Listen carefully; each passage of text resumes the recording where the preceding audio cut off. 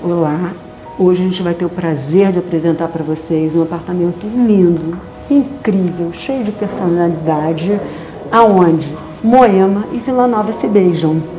E esse apartamento cheio de bossa, como vocês vão ver, fica num condomínio maravilhoso na melhor parte do bairro. Vamos conhecer? Vem com a gente!